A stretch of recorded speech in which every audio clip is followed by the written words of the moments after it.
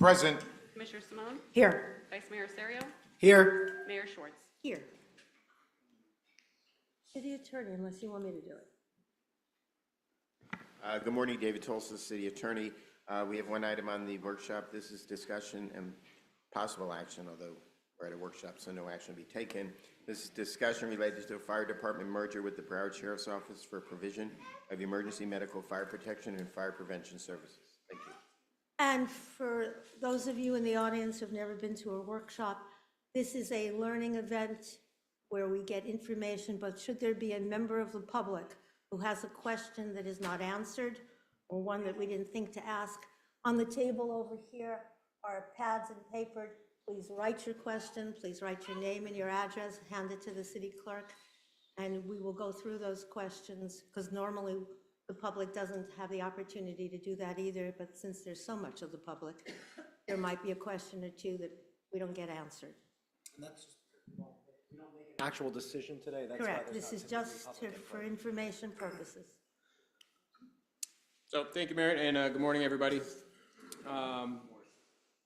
For the better part of 6 or 7 months or so, at the direction of this commission, I've been in contract negotiations and discussions with BSO Fire Rescue on the topic of merging Margate Fire Department with BSO Fire Rescue. Those negotiations and discussions have led us here today with what is a final kind of contract price for the first year of transition. There are draft agreements and contracts in the backup of this agenda item, which there are still some details in the language of those contracts being worked out. However, the price is roughly the same. Also in your agenda backup is a memo from me providing details of this transition, pros and cons of both. And as you mentioned, Mayor, this is our opportunity to discuss this as a group and ask questions of the professionals that are here from BSO, from your own staff, and from myself. And so with that, I turn it over to you to coordinate a good, healthy discussion on this matter.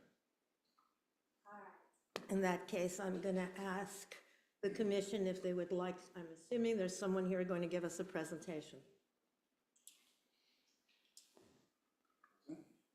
Asking you what you'd like to do, if you'd like to hear from the union.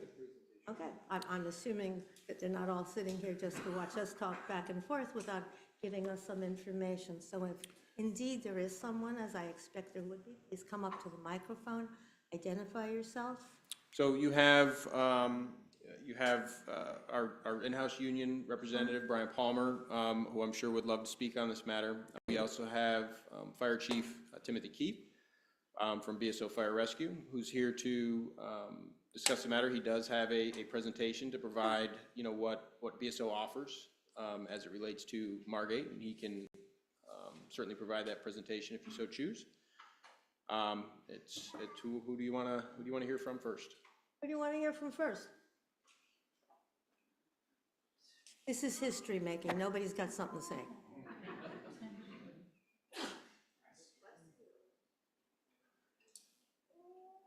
Oh, I'm sorry. Hold on, go ahead. Got it? All right, so my light was on. I didn't see. Just a quick question. So nobody is going to be allowed here to speak? The workshop, we don't. But they I did it. I allowed well, it. people are going to be allowed to speak as far as giving you information. But generally, the public does not get up and ask questions during the workshop, which is why I'm providing an opportunity for them to be able to do that. Okay, I don't mind. I mean, these people took off from work. There's kids here, babies. I don't mind them speaking. If they're sitting here and they want to come, they're here for a reason. I let people speak at workshops. You can let them I don't speak. think we ever have. We have. That's all right. Oh, why don't you just start That's out what with I'm the asking. It's presentation? your choice. It's your All choice. right, it truly, it certainly is my meeting. If you want to put a card out, that's fine, but Cards and they can write their questions on it, and you can decide Well, whether or not we they're hear there them. already. You're Do not you saying wanna- they can't ask questions. Do you want to start with the But presentation? my question is, can they come up and speak? In other words, if we have a question, the presenters don't have the answer, maybe. If you have a question, absolutely. Okay. You have a question? Absolutely. And That's if they what wanted this to is voice for. something, They can write a card and then we can take a look at it. that's very, that's If horrible. you have a question, that's the purpose of this, for information purposes, so you can make a judgment afterwards that's based on some kind of fact. Okay. Just to be clear, you could let them speak? Yeah, but it's for, again, if you've got a question, yes, otherwise, in all fairness, to I'm hear just this, saying you can let them speak, Arlene. I You can. clearly understand that. We don't normally do that at workshops. She doesn't need your mouthpiece. She can make. a Gentlemen, decision. what I will do is end this right now if I have to, because we're not going to do this in front of the public. So if someone from the union would like to come up and do a presentation, this would be the best time, Brian.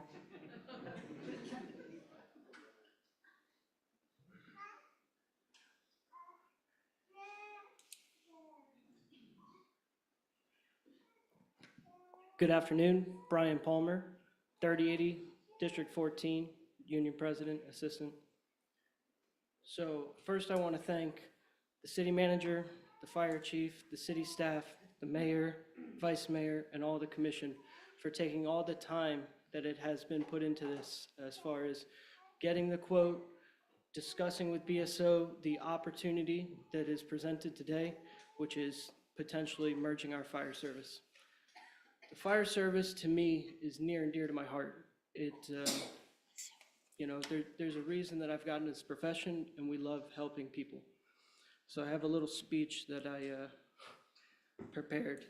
I stand before you today, not just as a union representative for Margate firefighters, but as someone who has proudly served this community for years.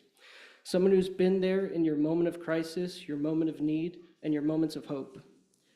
We are here today to talk about the decision that will shape the future of public safety in our city. The potential merger of our fire services with BSO Fire Rescue. And I want you to hear this from me directly. No rumors, no misinformation, just the truth.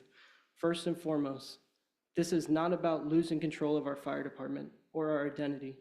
Margate will keep ownership of every single truck, every rescue unit, every piece of high-value equipment we have invested in over the years, in every Margate firefighter. Your neighbors, your friends, some of you have family within our organization, will have the opportunity to stay right here and serve the community they love.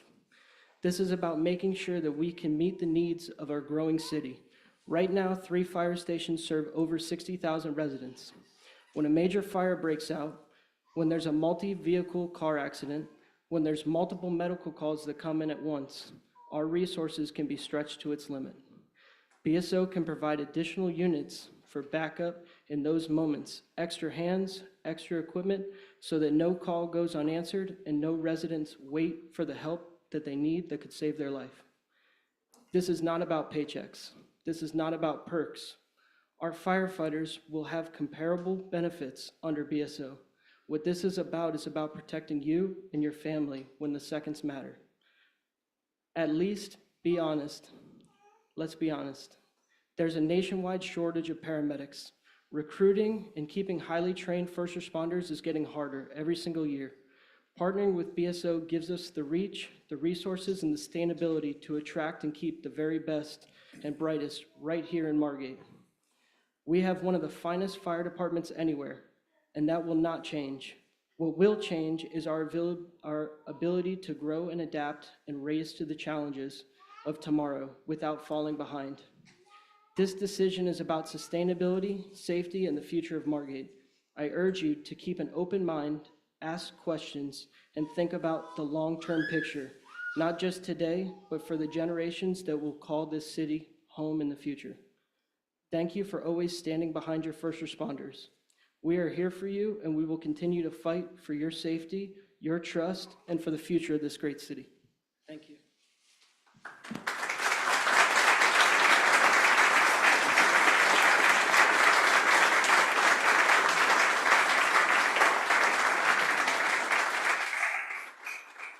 Commissioner Rosano? Brian, if you don't mind coming back, I've got a couple questions for you. You're getting your steps in. That was a great speech you gave. Thank you. Simple yes or no questions. Does the union want this? The majority of the union, do you guys in Hall want this? Yes, there's a great majority, Okay, very great majority that want to possibly merge with Broward County. okay. Because I want people to know that it wasn't the commission's idea to do this. You guys asked for this. You asked for this years ago, and now you're asking again, which I think is great. Did Yes, sir. leaving, when we split with Coconut Creek, did that hurt our department with personnel, with guys? Yes, sir. So a little history on Margate Coconut Creek. When Coconut Creek was taken over by Margate, you guys hired 30 personnel to staff Coconut Creek. Unfortunately, a few years ago when Coconut Creek separated, they took 44 of our middle personnel between basically in promoted positions, and they put you guys in a bad spot as far as sustainability of an organization, because we have 30 people that are timing to retire at the same time within the next 3 years, as well as the 44 middle ground personnel that were taken by Coconut Creek over. So it's left us with 43 people that are drop eligible within the next 3 years, 23 that are currently in the drop, and 24 people with less than 2 years on the job of our 85 personnel on shift. And just want everybody to know, I did not ask him these questions prior, did I? No, sir. I just wrote them down, actually. That's going to lead me to my next question. In the next 5 years, how many senior guys do you see retiring, or Yes, sir. approximately? So there's 43 people within the next 3 years that are drop eligible, and 23 that will be completing their career within this city, which is over a third of our organization. Okay, so there's 43 potentially leaving. There was another 40 mid guys that went over to Coconut Creek. When you guys do applicants and you put out the position, I know years ago, it used to be, correct me if I'm wrong, 30, 40, 50 people would apply. Now you're only getting a handful, if I'm correct? Yes, sir. So based on history, when I applied in 2017 and got hired in 2018, there was about 300 applicants to 400 applicants that showed up on test day of qualified candidates for 12 spots. This most recent hiring to staff 3 and 3, which we appreciate you guys doing, and it has made our city safer. We had about 30 applicants total, not qualified applicants, just 30 total applications, and very few that were competent to finish our testing process. The pool is much smaller today than it was 8 years ago. I want to say this, I saw a video yesterday of Sheriff Tony. I thought it was really good. You know, and he even says that he has, problem with people leaving. So I think that this merger is great for the BSO, and I think it's great for our fire department. I just want people to know that we're not losing our fire department. We're going to keep our fire department. It's just going to be administratively ran under a different division. And the one thing that I want to stress is a couple of weeks ago we had a fire, and I think the Vice Mayor took a picture of one of our fire stations. And I think all of our fire trucks are out, but we did have backup in one of the fire stations. Am I correct? And who was it? Yes, sir. So in that event, it was a 2-house fire, and we had run out of aid, mutual aid, automatic aid, so we had requested a regional asset, and Broward County has float trucks within their system that they were able to provide to the city in our time of need, and they were able to run over 5 calls providing aid to the residents in need at that time. We had Broward County Quint and also a rescue within our city. And to me, that's what this is all about, having the backup, having the right equipment for our personnel, and having people that are behind us ready to go. I've heard some horror stories about guys that were applying. They shouldn't even apply to be firefighters, some of them, from what I've been hearing. And I'm not going to test the waters in the future with new candidates that aren't really qualified just to hire them just because we have to fill spots. I think this is a great move. The numbers we can work out, that's part of our negotiation, but I appreciate every one of you coming in and standing here and being here for this. I support it, and I hope the rest of the board will, so thank you. Yes, sir. Thank you very much. Just so you're aware, if you do one of the cards, please put your name and address for the city clerk so it's part of the record, because I've already gotten 2 cards. Brian, I got a question for you. Yes, When ma'am. we had the people who showed up because we were at because of the 2-house fire, we had that anyhow, did we not? And I'm So- asking you some questions based on some questions I'm being asked. Understand, yes, Mayor. So as far as is it available to us, that is correct. We can request a regional asset come to provide, but that doesn't necessarily mean that we're first priority. First priority goes to contract cities. And I think BSO could elaborate a little bit further on that if you would like to ask them. But as far as float units go within their system, they're able to provide it automatically to us if we become a contract city, and it's a requested secondary response if we stay the city of Margate. I will tell you one of my biggest concerns, because suddenly the internet and Facebook has lit up with things. One of my biggest concerns is something I read about the city of Deerfield Beach, which was basically take it or you have 90 days to start your own department. That's chilling. It's scary that some organization that's had a 35-year involvement with the city said it's my way or the highway. Then I was sent a video today, a Facebook video, that I thought was also chilling, of the sheriff addressing his people and basically saying how he was going to go after the city manager of another city and take him down. That's scary. That's politics at its worst, from someone who's complaining he doesn't do politics. This should be about service. This should be about cost. This should be about safety. It shouldn't be a personal vendetta. And having watched that today, it scared the heck out of me. I don't know if you're aware of what I'm talking about, but it's out there because it was there. Yes. Yes, Mayor, I'm aware of the video you're referring to, and I understand your concerns, and I'm not trying to invalidate No, and I them don't in any- expect you to defend somebody else's actions. In any which way. With that being said, I think that we have concerns within our organization where we may not be able to provide proper staffing and keep our units in service and provide a fire department to the public if we were to lose personnel to retirement, to retention, to recruitment issues.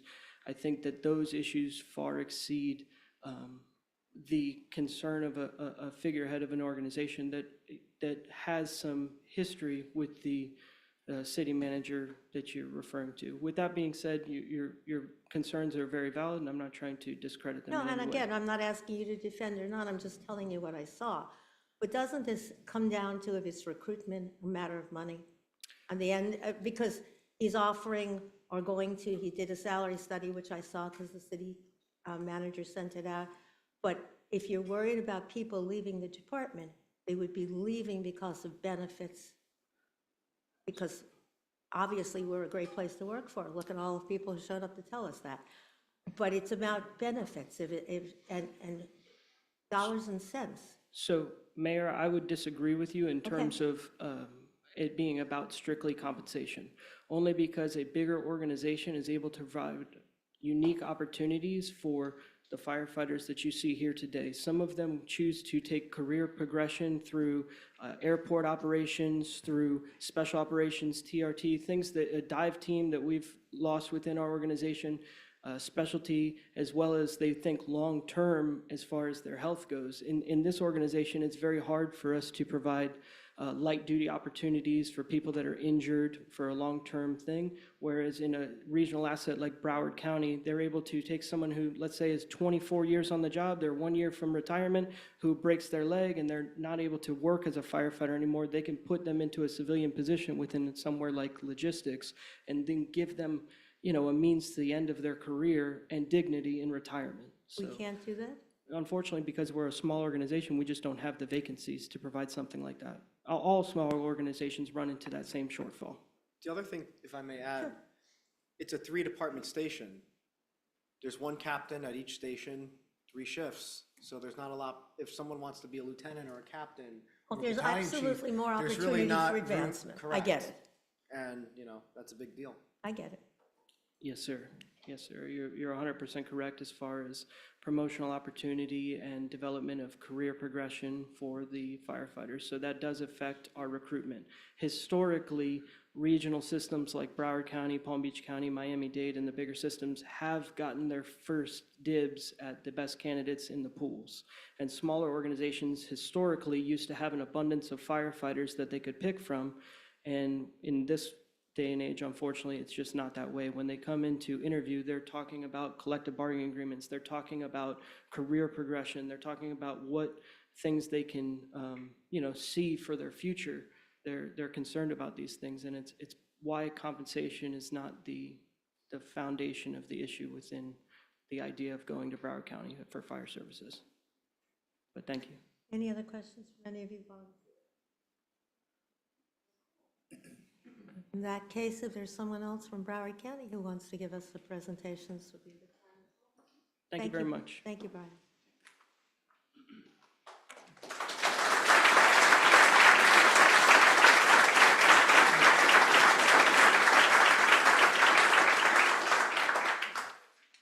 So Mayor, Vice Mayor, Commissioners, first and foremost, my condolences on your loss this morning.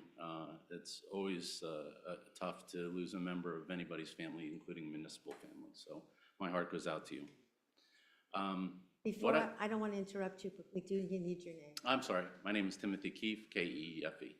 And if you need an address, 2601 West Broward Boulevard, because I think I live in that place 23 hours out of every day. So should I assume that your job is? I am the fire chief for Broward Thank County you. Fire Rescue. Because the last time I met one, his last name was Holness. Correct. So I'm going to give you a little background on myself. I've met 4 out of 5 of you, various events over the years, National Night Out. But I was born in Dayton, Ohio, came to South Florida in 1978. Actually raised 3 daughters that I think I mentioned at the last time I met the mayor here in Margate, right off Southgate Boulevard. I worked through the ranks, a small city called Wilton Manors here in Broward County, became its fire chief. That city manager left, took me to Pembroke Park, and Wilton Manors merged into Fort Lauderdale. Went to Pembroke Park, we merged into Broward County. Broward County ultimately merged into the Broward Sheriff's Office after the events of 9/11. One of the things that I've learned over 36 years of doing this and being involved at many numerous commission chambers such as this, that a lot of times that this merger talk gets framed as loss or gain. And I think what I want to do is kind of reframe the conversation for you to say it's really not about loss or gain. It's more about evolution and synergy. I think those are really the 2 key words that I'd like to kind of talk about before we even get into the presentation. So what I've found as we go through this, everybody wants to say who's got the better firefighters, who's got the better paramedics, who has the better ALS team. Interagency competition is a wonderful thing, makes everybody better. Here's the reality I can assure you when you leave here and ultimately when you make your decision in front of the public. You will make a good decision, whichever way you choose to go. The only thing that you have in front of you is an opportunity to talk about evolution. And I'm gonna kind of use as an example, I'm gonna talk first about another department and then bring it back here to Broward County. Many people very proud when they think nationally of the FDNY and what it represents today. But if you look at the history of the FDNY, started out as volunteers, numerous departments that were rolled in and merged that became the 5 boroughs you see today. A firefighting force that's world known. Here in Broward County when I got here, there was still EMS that was run by funeral services. My first department was not part of the 911 system. You had to memorize a 7-digit phone number. I think what the tough part as you see evolution and change, it's a difficult feeling because we have that sense of pride. You should have that pride. It's absolutely the right feeling to have. I think you can also have the same amount of pride in being part of that evolution and that synergy. So here in Broward County, obviously a lot of departments have formed and merged into this more metropolitan system. One of the key advantages I think that BSO has done over the years with cities such as yourself is try to retain that hometown fire department feeling while in a sense of pride and unity and control, while also giving you the benefits of a metropolitan fire department. I think how we reframe that a little bit is pride in, if you so choose to come with Broward Sheriff's Office, that it's pride in the Margate District, just like you have pride in the Margate Fire Department. I think when it comes to synergy, and I'm going to oversimplify this, you have 2 wonderful departments. The men and women I've met from Margate, they're outstanding individuals. The men and women that I serve with side by side from Broward County Fire Rescue, they're outstanding individuals. But as I use this oversimplified example, there's chocolate and peanut butter. When you put the two together, you get a Reese's peanut butter cup. Far more superior than either one of those two. So it's kind of that reframing of this conversation that I'd like to have. With that, I'm going to ask if the clerk can just go ahead and put the actual presentation up.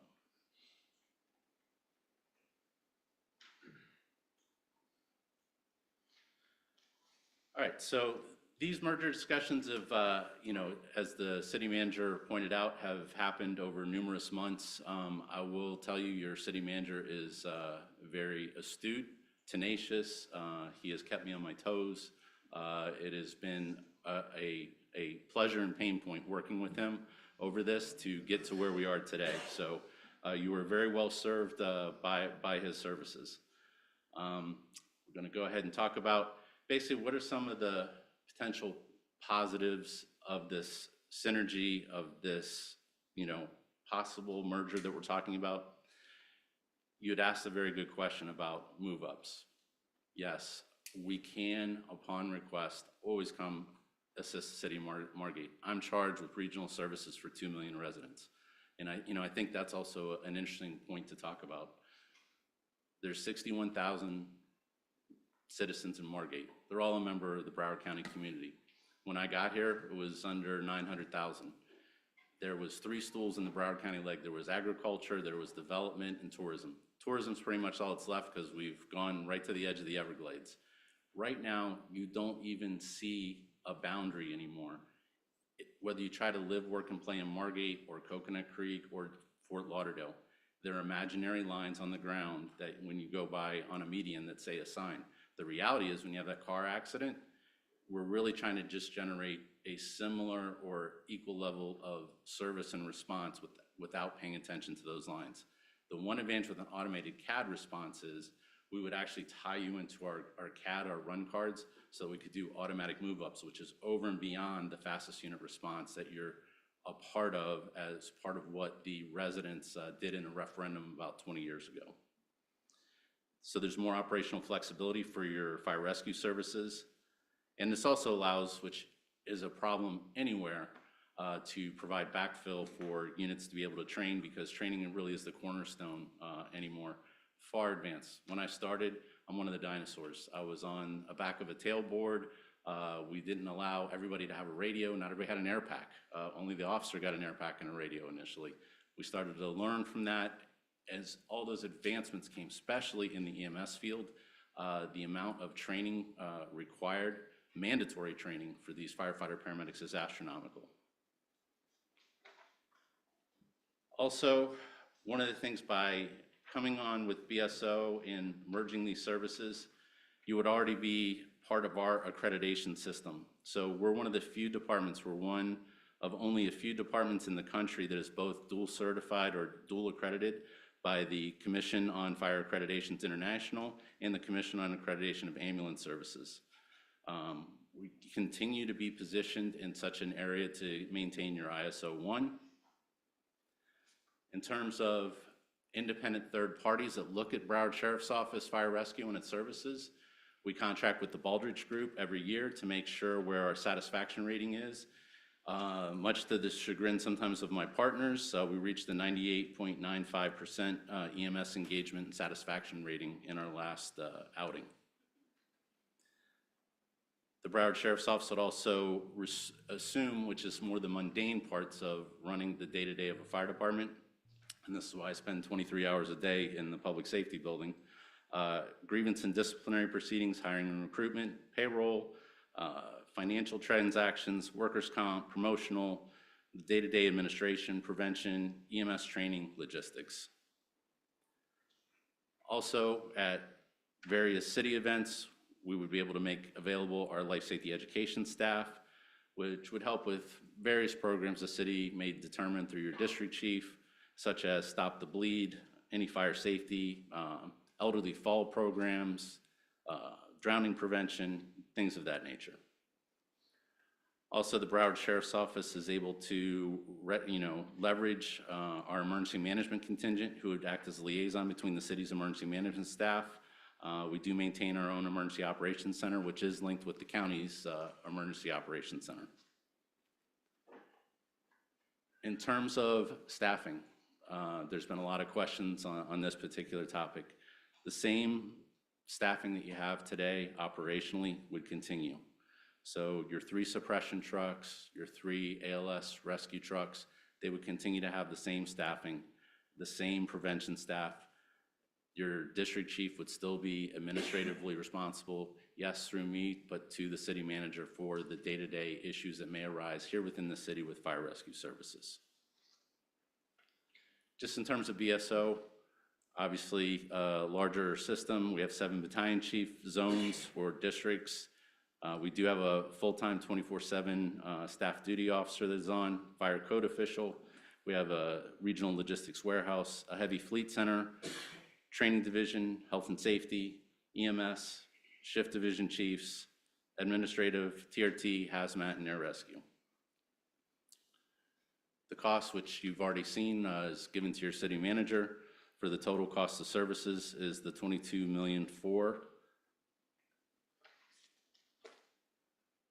And with that, that's the end of this presentation. But again, I just want to come back to that reframing that we discussed, and I will definitely open it up to questions for you.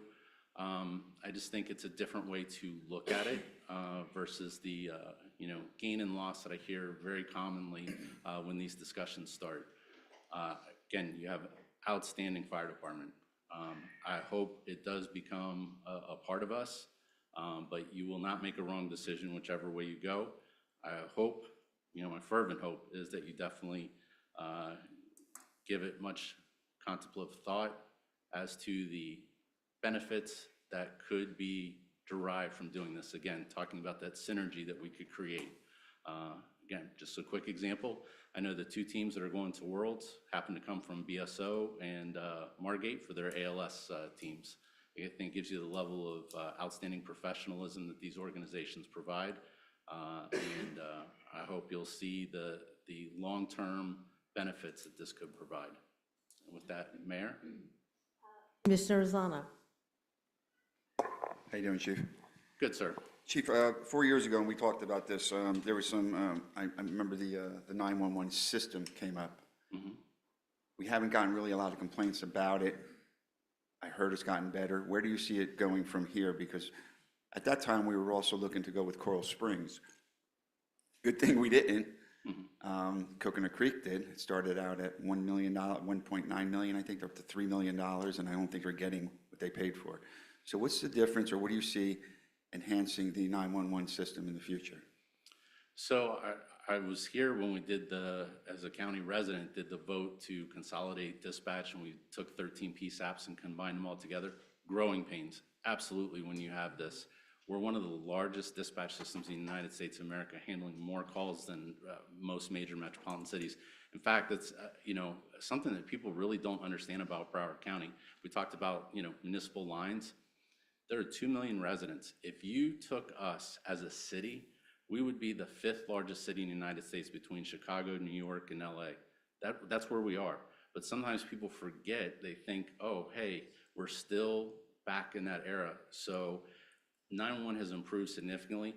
I would hope a couple other partners would come in because it would make it a little more seamless, but that has helped tremendously, just that as an example. Now, it did take 17 years to accomplish that complete overhaul and merger and getting everybody together under those PSAPs. Mm-hmm.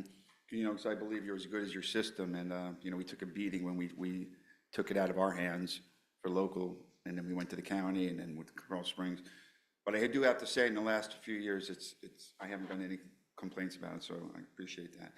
In the contract that was given, the first 2 years, it didn't have any, well, maybe you could explain it, but didn't have any sets or limits or caps, and just curious as to why that was, or why it's structured like that. So Margate's actually slightly different in that conversation. So you're not an existing customer. So really there is a cap in year 1. It is the price that we gave you. It's not going to exceed that unless you as a commission chose, hey, I'd like to add, an extra unit or something like that, or reduce something. the year two, I've been working with your staff to try to get creative to explain that it's really the cap is the implementation salary-wise of the second year. The reason that it gets very difficult to project that second year is how it's done is through a snapshot of existing personnel. So, and also their benefits. So a quick example, let's just say you have a really young staff, like 50% of the staff was young, everybody switched from single to family overnight, there would be a large bump that would happen for the cost of healthcare. So that's where that comes in. I think we've kind of massaged some language we may get to kind of express that it's a not to exceed, but the caps have been reinstituted after discussions at a high level in the sheriff's office in years 3, 4, and 5, because that is something majority of the cities and city managers appreciate, want to continue, because it helps in a long-term budgeting process. So that language has been added back into the Margate proposal to re-add those caps back in 3, 4, and 5. We're just trying to massage how to do the year 2 to capture that the cost is only going to be the increase of that second year of the implementation of the Evergreen study. So is year 2 basically like a true-up? Or I don't want to use the words true up, but it's. I'm just gonna say, don't use those words. Yeah, it's the implementation. And the Okay. reason could be also, there may be a situation where this year 1 number could actually come down slightly and be moved into year 2 as we're trying to talk to, 19 cities simultaneously. And going forward, there's caps on each year? Is that the way it works? Yes. Is it the same, like when you guys negotiate with other cities, are all the caps the same? Yes. Okay. Absolutely. Okay, and they're non-negotiable, the caps? Currently, no. I will say this, most of the city managers I've talked to, including your own, do see the vision for the long term. If you look to the county to the north and south of us, this is not how this normally works. All the cities have been kind of agreeable in meetings I've had with city managers on talking about doing a multi-year contract like this initially, but having a greater conversation with the City Managers Association and county administration about a different model. This business model, as you can see, is not exactly the one that most people would see as the most comfortable. Most of them, if you see, usually have some kind of taxing overlay, like an MSTU, that makes this process a lot more fluid for the city, a lot easier. You still maintain control because you can opt in or out of the MSTU.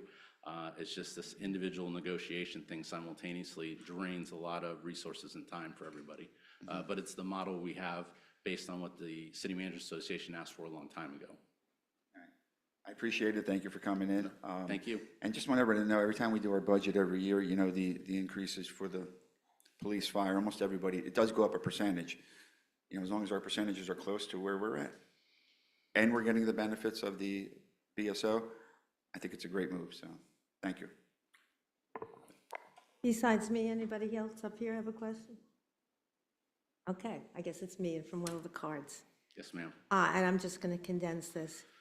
But its question was, why should we go into any type of merger with the sheriff when he's having issues with other cities? So let's discuss the cap, not the cap. We all understand that in order for this to work, the increase in salaries has to be within the first 2 years. But nobody's got a crystal ball. And I also understood that year 5 had no cap, as it says so in the agreement. Then I also get to see what's going on in other cities, and it feels like it's a one-way ticket, because once you give up your staff, it doesn't matter that you kept the buildings, it doesn't matter that you kept the cars, you don't have the people to man them. So in one way, for us sitting up here, it is very much all about the money. It's not about the benefits, it's not about the training, it's about how to pay for this, when after 8 years, we have not increased our fire assessment, and there are people who will sit up here and say, I never vote for an increase. You can't do both and come up with any agreement. You can't not ask for more money. I don't mean you, I mean us. And then turn around and say, but we're going to do this for you. So it's of great concern monetarily how we do this, and then not be told it's my way or the highway, 10%, or you got 90 days. After me or now? Okay, you press the button. I did. So it's a great concern.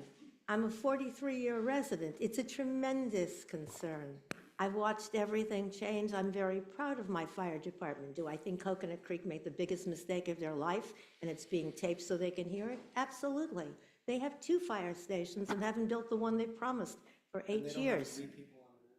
And that pay more than too. us. We now went for 3 and 3, but I'm not sure that is the standard unless, of course, we pay for it with BSO. So with all that, pick one of those and be my guest. And if I need to, I'll repeat it. I think one of the key advantages I've seen in my history with Broward County and the Broward Sheriff's Office through the current system we have with agreements is that we are stuck to the 4 corners of that. A great example I can give you is from COVID. A small department that I'm very familiar with the chief, he's an ex-employee of ours. They literally ran out of people during COVID. They had to shut the station down and they had to contract with a neighboring municipality to hire their employees on overtime to staff a truck in their station. One of the things I'm very proud, we took a hit like everybody else. We had hundreds of employees sick at once. We didn't reduce service in one contract city, one area, one municipality. And we didn't come to any city, which a lot of cities had to do post that and go tap into their reserves to actually pay for those extra services. That is one of the things that this current system provides is once you agree on those 4 corners, where we're at.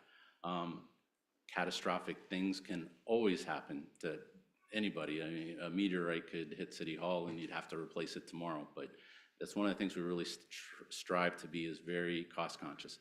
And just like you, I'm facing some of the very similar things with pressures on recruitment and retention. I am very good friends with the Miami-Dade and Palm Beach County Fire Chief. I took, in fact, the Palm Beach County Fire Chief to lunch and, I told him, I said, you are no longer my friend after signing a $110 million contract that includes a 42-hour work week, which is known as 24/72s, because it'll have an impact on me even of, I have a lot of employees that live up there that will, especially younger guys that will take that on. So it's a challenge that I face. We've done some creative things to fill up our classes recently where I'm taking on 3rd semester paramedic students to get them through their last semester so that I can keep them, on my organization so I don't lose them to competing departments. First time I've ever thought I would see in my history where there just isn't an applicant pool. I mean, I think your union president mentioned it. Our application rate was astronomical. We used to have a 500 to 1 application rate, and that's fallen dramatically. I will say, when I do ask employees why they applied to me, just like you heard, one of the key advantages is the growth, the opportunity, the ability to be on specialized units, the ability to promote through the ranks. So I think those are some key areas. Again, when it comes to Margate, you're gonna have some dyed-in-the-wool, this is my experience over 36 years of doing this, Margate firefighters who will basically, they will stay here their entire career. They'll love the place. You'll have a few that won't. It's just the natural, again, evolution that I talked about. That's normal. Yeah, That's normal in any industry. Yeah, exactly. So I just think that you will have a leg up in recruitment in the future as you consider this. But again, the crystal ball and the amount of money and what it may or may not be in the 90 days that's scary to hear that come from the sheriff. And there's no guarantee that that won't happen to other cities as well. It's not a matter that I don't trust people. It's a matter that when things change or aren't necessarily in the contract you agreed to, the out clause is do it our way or go somewhere else. That's scary. To see that happening to some of the cities around me and to know it in advance of having this conversation. Because the one thing we've had is a lot of stuff on Facebook and everywhere else suddenly. And to see what's happening in other cities, it's scary. I sat several years ago in that 14-city meeting where they were discussing cost and whatever. And quite frankly, the sheriff was invited and chose not to show up an hour before. It was a kick in the face of the people sitting there. And we were one meeting from actually voting on doing this. And so we find ourselves in exactly the same place, only maybe monetarily it wasn't that much of a problem before. But again, we have not asked our people to give us more to be able to fund this, and it has to come from somewhere on a purely dollars and cents thing. I don't want to look back after I'm out of office and think I made the biggest mistake of my life because nobody had a crystal ball to see what might happen. I know what I have with my fire department. We didn't hire other people to come in for COVID, did we? No. They are, in my mind, the fact. No, actually, they voted at that point to separate because I listened to all 72 of the messages read because they wouldn't let anybody call in to do exactly. Okay, all right, that may well be, but regardless, we didn't have to do that. I think the world of my fire department, and now that I know that they're going with you to compete in the world, Margate better win. Having said that, because there's a nice case out there, but there's a tremendous concern from the residents and everything else about going into the unknown and it being a one-way ticket, because that's the way it appears. Commissioner Caggiano, your number's up. I just want to, I haven't had my phone ring so often over this past weekend about this situation. And Pompano Beach had their budget to BSO go from 53 million to 63 million, an 18% increase. Correct? Correct, but they also. Thank you, okay. And with projections looking at over 72 million for 26, which would be another 14% increase. That's what I'm being told. Would you say that those numbers are incorrect or around correct? I'm not familiar with the Department of Law Enforcement's numbers because that's not my bailiwick, but I do know that original number you gave was also the addition of additional deputies that the city had requested, which is why the increase was so large. But but those increases are BSO's opinion, and then they slap the price on you, and then as the mayor shared before, that if you're not happy with the price, you get a 90-day out. That's what it seems to me from who I'm speaking to, is that, yeah, there's caps, but the caps really don't matter, because if you decide to change what you want to do, it's either pay it or go. I think the misnomer there is in regards to the implementation of the pay study that required us to talk with each city about, hey, these caps are constraining the ability to go ahead and implement the pay study. So that's where this has. But a disagreement led to goodbye. The disagreement has left the cities with legal notices to each other. I mean, another thing I Okay, guess. I'm just looking at this and I'm saying to myself, if 2 or 3 years down the road, we don't agree, we could be in the same position as other cities who weren't thrilled with all of a sudden getting price increases that were way above what they had budgeted in what they considered to be their brackets of what their limits were going to be, increases.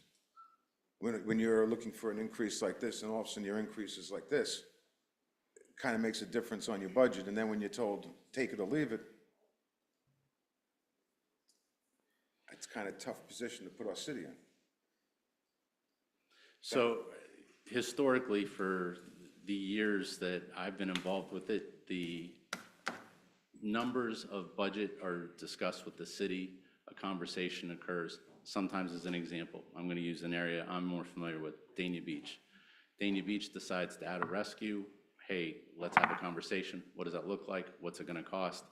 A good example for Dania is they could not afford it in the year. We gave them a price. They're like, wow, exactly. We said, hey, it's too much. We can't afford the increase. We met with city management staff. What we worked out is, hey, what if we do a implementation period? We started at the 6-month mark. We'll start as a 2-person rescue. We'll add the 3rd person in the following year. That's ultimately how we came to it. So I think those conversations always are had, long before the budgets are drafted and developed, so that the city has plenty of time to react, to make any changes that they feel are necessary, that we can get to. So, again, certain things, there would be conversations. As example, I'll just use Margate as example. If the manager came to me and said, hey, next year we need to eliminate, 2 or 3 stations, I'd be like, I don't think it's prudent. I wouldn't recommend it, and we're not going to sign on that contract to provide that level of service.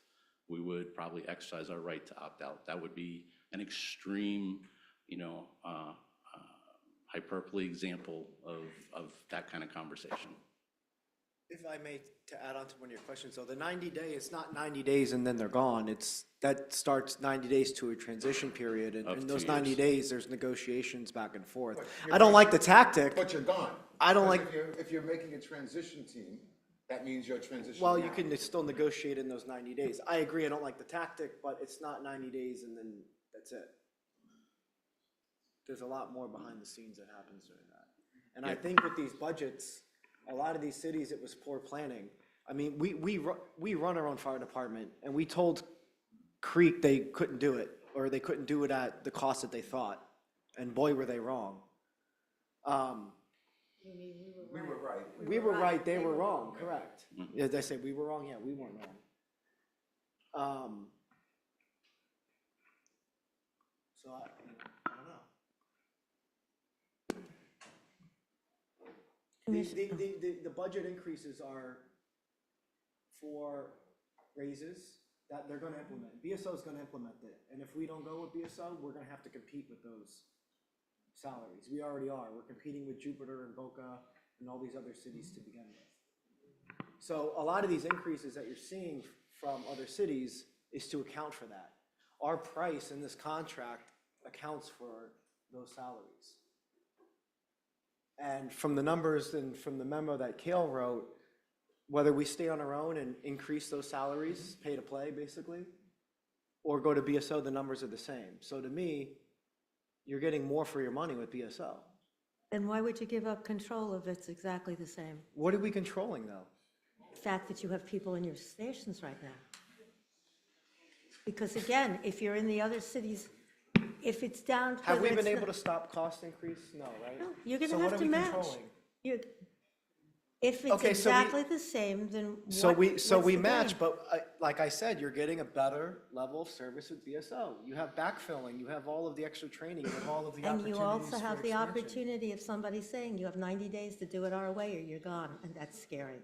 That's if we call up and we decide we want to get rid of a station or we want to do something drastic. No, that's if you don't want the 10-point-something% that they're going up in Deerfield. That's a percent, that's what that's about. Nobody said close the station. They said So we what's want more Deerfield money. gonna do? They're going like this, but they're gonna go on their own and do it for less? I have no idea, but it's, I They're would gonna- hate to live in Big Deerfield mistake. and have that hanging over my head. Now, Commissioner I Caggiano, just, oh, I've listened to some of the commissioners in these smaller cities and I respect them, but they're making a mistake and a miscalculation. And if they want to go and do it on their own, good luck to them. But they're gonna be sorry they did that. I mean, just to dovetail on that, I've learned that sometimes this business is cyclical. An area we provided service to 20 years ago, I just met with their manager yesterday for a proposal because they're getting rid of the neighboring agency that provides them service. And that's for sure, that they're gonna sever that service. And I'm not disparaging the other department. In fact, my recommendation to that manager was to continue that relationship due to some operational concerns. But the manager assured me that they would find the financial funding to address those. To answer that, I guess that's kind of where I'm going with it. That's an organization that's separated service with us, and here it is. And I was stationed there. 20 years later, I just met with their city manager Wednesday of last week and said, this is for sure the direction they're going. Please provide a proposal. So, I mean, that kind of gives you some kind of insight as to how it can come around full circle. Commissioner Simone. Thank you. I've given this quite a lot of thought. I've gone back and forth. When I first met with Brian and John, I was against going with BSO, and they gave me some compelling reasons, and I have no reason to believe that they weren't being forthright with me with what they said. I support our firefighters tremendously. We do have the best in the county, if not in the state. And I think BSO would be extremely lucky to get our guys and gals. What concerns me is the contract. And what concerns me is the 5% cap in year 3 and not knowing the cost for the first 2 years. And that's not to say that just because the contract says there's a 5% cap, that it's not going to increase like what happened in Cooper City and what's happening in Deerfield Beach. Once we agree, there is no turning back. We're going to be stuck, whether good or bad. Aside from the contract, like some of my colleagues up here, what I've read from multiple cities that are not happy with BSO give me pause. You know, they talk about skyrocketing costs. They talk about lack of fiscal responsibility. They talk about accountability by Sheriff Toney's administration. We will have no control over BSO or the personnel assigned to protect our city. You know, Cooper City has complained that they have no input, no oversight or control over their public safety operations or their finances. I know in 2021, BSO received nearly $8 million in undesignated contractual services surplus dollars that BSO collected from the cities for police and fire, but they were unspent. And instead of the money going back to the cities, the money went back to the county. You know, like my colleagues have said, currently Deerfield Beach leaders are resisting Sheriff Toney's call for increased funding for the BSO raises. You know, Deerfield and I know other cities are considering leaving and forming their own, and this happens to be their police force. But it's the same man who's running the police as running the fire department. From what I've read about Sheriff Toney and how he handles city managers and elected officials and Broward County commissioners who question him and his operations, it does give me great pause. I don't think we can work and put our trust in him, to be quite frank. I don't have confidence in him, nor faith that he is going to take care of us and do what's best for our city. Bully tactics have been used, and a sheriff needs to hold himself to higher standards than resorting to bully tactics. So for all the reasons, the contract, not knowing the costs, what they're going to be, seeing the chart that the city manager put out with the tremendous percentage that cities are paying, that in their contract, they have the 5% cap too, but they're going way over a lot of these cities, the 5% cap. So I'm not comfortable in supporting this merger with BSO. And I'm standing firm on my decision, whether it be right, whether it be wrong. I'd like to think that there is some loyalty to our city for our veteran firefighters, and they will not leave us because of the money. People, please. You may get over there and find out that the grass is not always greener on the other side.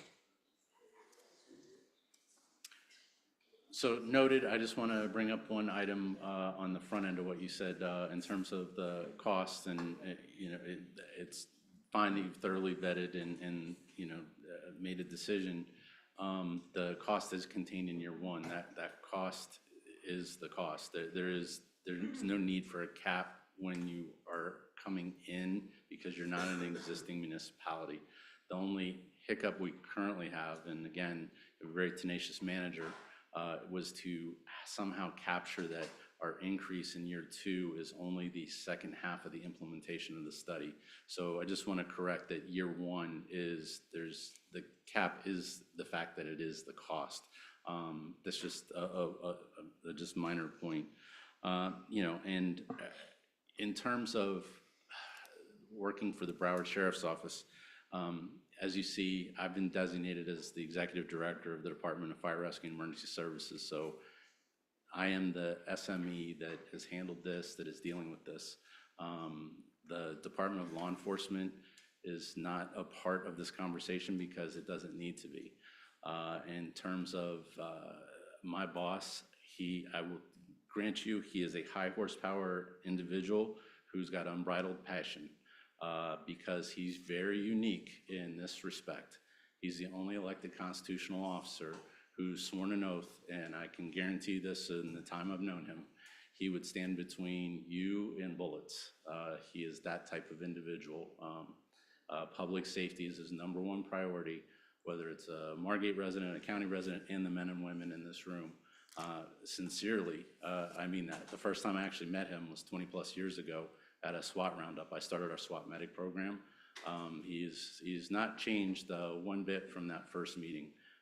He through and through literally would take a literal bullet for anybody in this room or out in the street.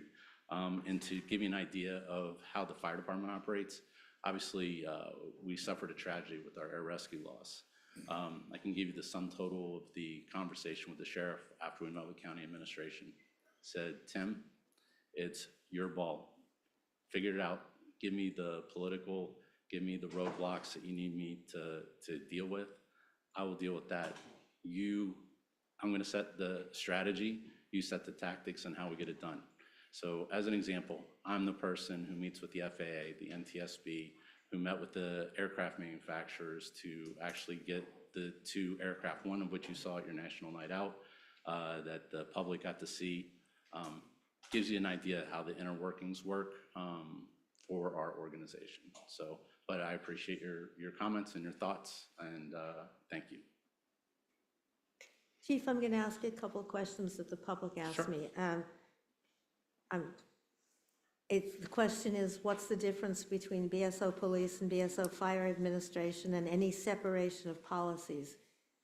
I think, Other than the fact that you're separated, I'll let you do this. yeah, I guess I answered it previously, and it wasn't you told me the question ahead of time.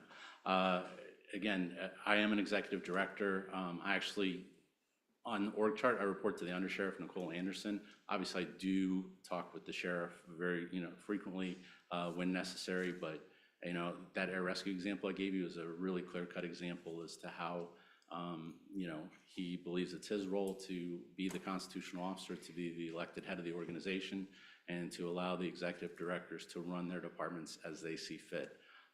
That's why, I'm the person who was in direct contact with your city once you reached out for this proposal and carried it the whole way. And I have one more for you. Okay. It just simply says, why is Pompano Beach breaking up with BSO? That's a Department of Law Enforcement question that are, Oh, okay. Yeah. So, You don't have to answer that one. Anybody else? Commissioner Simone, you'd like the line? No, I'd just like to maybe read this to you from the city manager. The draft agreement with BSO FR includes a not-to-exceed annual increase of 5% over the total combined budgeted cost of the preceding year. However, the cap does not apply to certain expenditures like health insurance premiums, workers' compensation premiums, other post-employment benefits, and pension contributions. Furthermore, the draft agreement requires the city to waive the 5% cap provision for the first 2 fiscal years of the agreement. Waiving of the cap in the first 2 fiscal years of the agreement is concerning, as it does not provide the city with an expectation of reasonable cost control.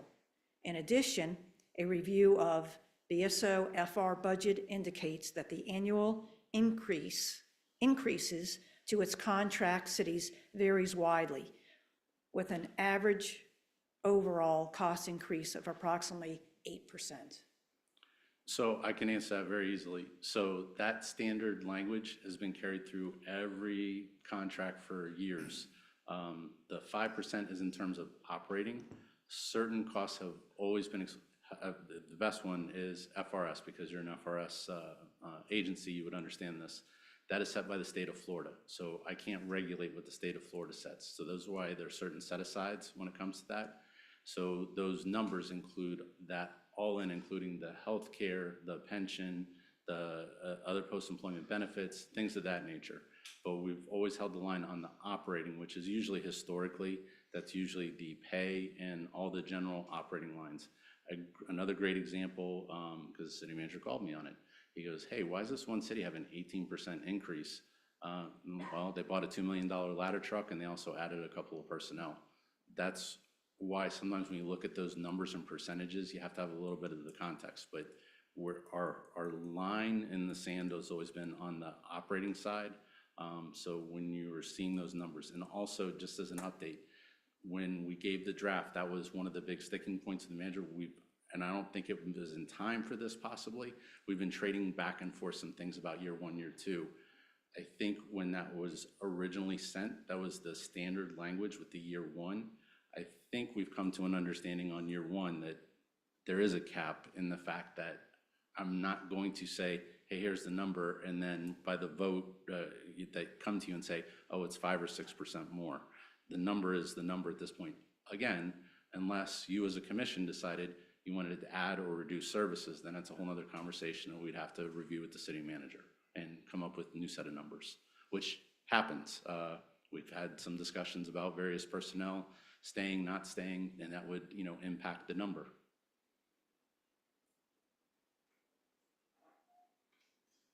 So why don't we just simply say there is no cap in year 1 and 2, it's whatever it takes to get to the appropriate place?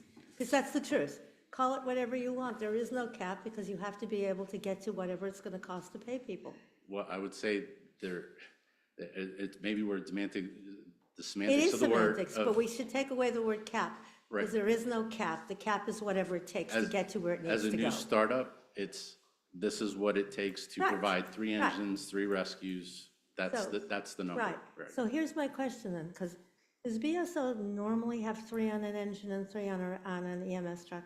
So in our system currently, there are some units that do and some units that don't. But it's not the standard. It's No, not. I know it's up to the city, but I'm asking if it's the standard. It is not the standard within BSO. And I understand that if we want that, we pay for it. Right. Not everything has a price tag, I get it. yeah. Right. And it's not so much that I couldn't set the standard, but it's exactly this conversation. There are certain cities that currently do not want to come up to that level that you guys just recently have come up to. I'd be glad if, no matter what happens here, if you'd be glad to talk to them, to explain them the benefits of it. Because we've tried sometimes with some cities and they're recalcitrant because, again, there's a dollar value to it, to adding that third, as you well know. And Commissioner Zana? Yeah, question for Cal. Cal, when we do our budget, it's usually a 2 or 3% increase they get for personnel. But as far as the fire department increase, it's more than that per year, correct? Sometimes we're looking at 8, 9%. Yeah, I mean, it all depends on if there's capital items that are in there. In terms of personnel and operating, our average over the last 5 years has probably been a 3% COLA. And then there's the step plan on top of that. So what about the whole department I'm talking about? The whole department, you're probably 6 to 7% year over year. Yeah. So isn't this the same? So he's buying trucks with that, too. It's, We're always going to need new trucks. Yeah. I But would it's part of say, what the I 6 would to say 7% is. whether we stand on our own or go with BSO, we can expect anywhere from 6 to 9% increases every year. And it's gonna vary based on capital, and it's gonna vary based if we on stay on- contract negotiations, and this next year, as it's looking, if we go with BSO, there's a substantial increase. If we need to stay on our own, and we need to bring up salaries and benefits to remain competitive, we're looking at substantial increase as well. But we already have that budgeted for next year, correct? No, we do not. Then where's the 20 million coming from? I thought we went over in the budget. That is a projection of what I think we would need to remain competitive. But that's proposed in the budget, I It's thought. not proposed in the budget. He no. budgeted 19 million. Yeah. He Okay. did not budget 22 million 5. Okay. So, And and that's Cal, if- typical as we're in contract negotiations, they, you know, tend to carry over prior to when we set our draft budget. We make adjustments on the final contract in our budget amendment process. And Cale, if we were to stay on our own and it seems like the industry is going towards a 24/72, that's gonna be an even additional cost. For everybody. If we were to implement 2472, it would mean hiring additional staff, Right, yes. so my point is, and I think the point Commissioner Rosano is saying, that the numbers seem to be apples to apples. It's what When you look at level it. of service and morale of a department do you wanna have? It's kind of the way I look at That's it. what Exactly, this comes exactly the way I down to. look at it. And I'm not trying to, I want this to go through, but if it doesn't go through, you guys better have a plan B, because a 3-station fire department's not gonna work. So whether we merge with another city, go regional, find some other option, add more stations, but the status quo that we have is not sustainable. No, it's not. It doesn't, I'll be honest with you, this is supposed to be on the agenda next week. It doesn't look like it's gonna happen.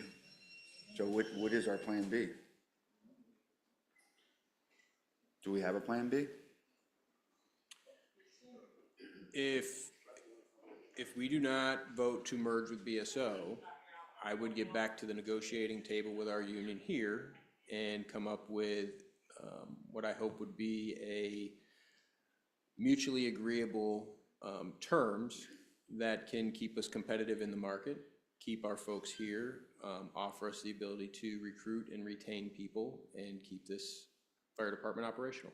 But that's the but plan what B. about the level of service part, the backfilling, the additional training and resources? I don't have an answer to that. The level of service I isn't- wouldn't suggest, you know, we add We've an got additional more station development- to we've cover got more that. development coming on in the city. Correct, yeah. And Cale, the additional development we have coming down to the south end or all over? All over.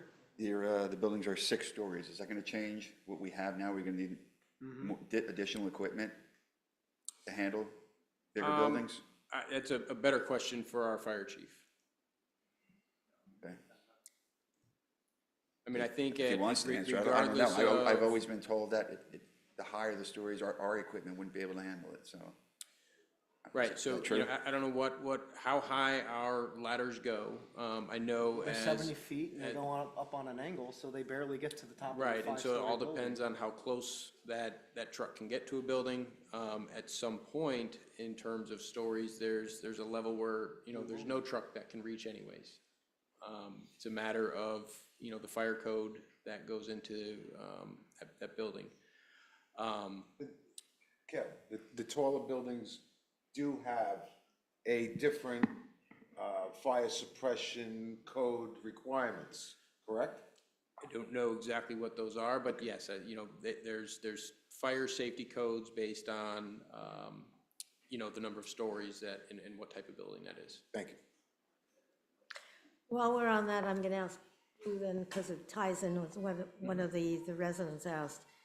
Question was, are we, and I think you answered that, but are we able to sustain without merger on the city side? Budget for fire used to be much higher than the city contributed after fire fee. And we bring that back. Where else in the budget did we get the money from? I think the person doesn't realize that we pay down the fire fee from more than the fire fee is, because it would be over $600 and something if the city didn't contribute its. Right, I'm not necessarily sure I understand the complete question. Well, The I'm fire just- assessment fee does not cover the full cost of Right, never has. operating the fire rescue It's not department. allowed to. Yeah. No, I know the lawsuit, I remember. Our the budget lawsuit. was higher, if the question is in relation to back in 2021, when we were providing service to Coconut Creek and the budget was higher, and now the budget's lower, what happened to that money? Coconut Creek paid us annually for their cost of service, so we lose that revenue. So Sure. the expenses go down, that revenue goes down, so our costs actually went up when that merger split off. Because we took, we Because we- covered everything, yeah. Correct. Because they used to split one of the stations with us. Essentially, yes, there were 5 stations that the city basically split. It was 55%, 45% or something of that nature. But yes, we ended up taking on the full cost of all 3 stations when Coconut Creek provided funding towards one. Have we gotten the chief's recommendation on this, or opinion on this? Just curious. Probably Chief, better you're in off the to sit there audience. for now. Commissioner Rosani, have you done? Yeah, a couple more things. You know, this is a big, a downfall, to be honest with you. The morale's gonna kill our city, I can tell you that. So I hope we do have a Plan B and come up with it really quick. Let me just state this about the financials. 10 years ago, and we just had it, a property appraiser's report, and I don't know if the numbers are exact or if I'm off by a zero, but basically, our properties in Margate that we were getting our tax bases on were $2.5 billion 10 years ago, and now it's up to $5 billion. So Mayor, when you talk about where the money comes from and we have to raise, we don't have to raise anything.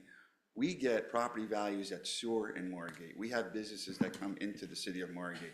When you have a budget and you take your budget, the government does this, if your budget is $100 million, you zero it out at the end of the year.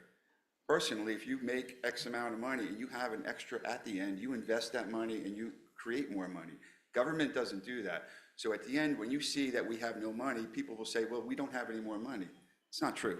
We have a flush budget. The city of Margate does very well. We haven't raised taxes in 7 years, but we've been able to keep our staff and everybody and increase staff all over the city. So financially, raising a fire fee here and there, doing this, doesn't have to be done. It doesn't happen in the private sector, and it shouldn't happen in the government. Fortunately, the government can just say, you know what? Let's just raise taxes because we can. It's a horrible business plan.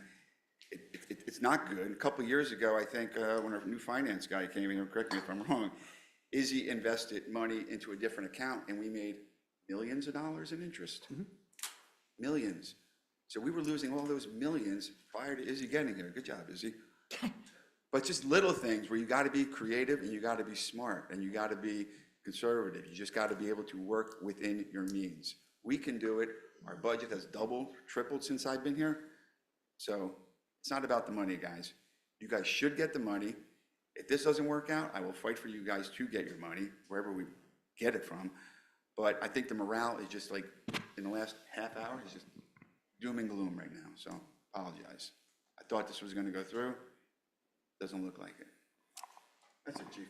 Chief, before, do you want to wait for him to finish? I just want to share that I've spoken with many cities, and they pay more money to BSO than they take in property taxes. Well, we pay More- more to more- them than we take in too. So how much more do we, so we talk about, oh, we got all this extra money because property taxes, because we're collecting more money in property taxes, but that money's gone out. It's not all of a sudden it's sitting there in the bank, just growing more leaves to it. We're spending that money. The costs have gone up, and so that's not true information. And our job up here is to plan for the future. And we have a governor right now who's talking about getting rid of property taxes. So, since we pay more money in we pay out more money than we take in property taxes, how are we gonna get this money? We're gonna have to worry about even having enough money coming in to pay for that. The government, okay, all right, go ahead. Sir, based on, Brian, just because you're on the record, every time you get up, you got to say who you are. Brian Palmer. Thank you. 3080 Union President, Assistant for District 14 Margate. We're trying to provide you with a track to have a future, to continue to provide services to the residents of Margate, regardless of cost. When my firefighters can't make their bills and they're missing mortgage payments and they're going into foreclosure, they don't get to go back and go, well, I can just stay here for loyalty or for the love of the city. They're very passionate firefighters. They have had my back since the day I got here. 6 months onto the job, my son got cancer. I've talked to you about it many times. Every single one of them showed up to the hospital. These guys show up every day in and day out for our residents, run calls regardless of the salary. We have been underpaid and undercompensated historically. We're 19th out of 19th in compensation in Broward County right now, period. So they're offering you an opportunity here to provide a future for the residents at the same current cost. Margate spends the same current cost by going to a regional system. I understand the concern about the caps. I understand the concern about the future of the organization, but I cannot answer to my firefighters and say, guys, stay here for loyalty. Stay here. You can't provide for their families. It's not okay. These guys, I was 8 years on as a firefighter, and I could go to Boca Raton and start off making more money. It's not fair. Compensation is not a concern overall. This isn't about money directly, but it's about opportunity. It's about supporting their families. It's about being able to answer the call to the residents and provide the best service available, additional trucks for backfilling, for training, to maintain our ISO Class 1. I don't want to see this organization fall apart. That's why I'm so passionate about this. So please, when you say things like, we need the money, we need to raise taxes, we need the things, I agree with you. But these guys, that's not their job. Their job is to be ready to respond to the best call and their worst day at any given moment. Brian? So when they're talking about compensation, we got to be fair. I apologize. Brian?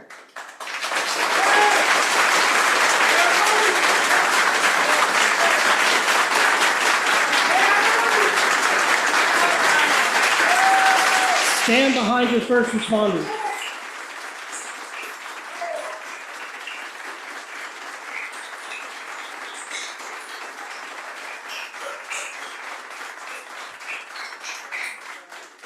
Please, At no point. stand behind your first At no, responders. excuse me, stand behind you. We put a third man on. Yes, We sir. built you another fire station because we thought the one that you were in looked like crap, and that was crap.